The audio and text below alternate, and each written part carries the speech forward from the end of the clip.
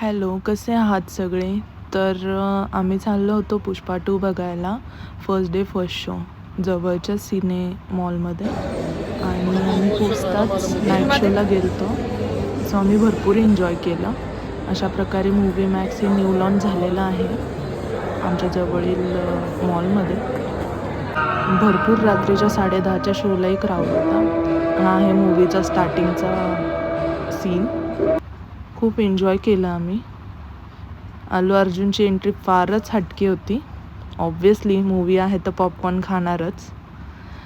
अशा प्रकारे आम्ही दोघांनी आमची मूवी नाईट भरपूर एन्जॉय केली. खूपच छान मूवी आहे गाईस, तुम्ही बघावी अशी माझी इच्छा आहे.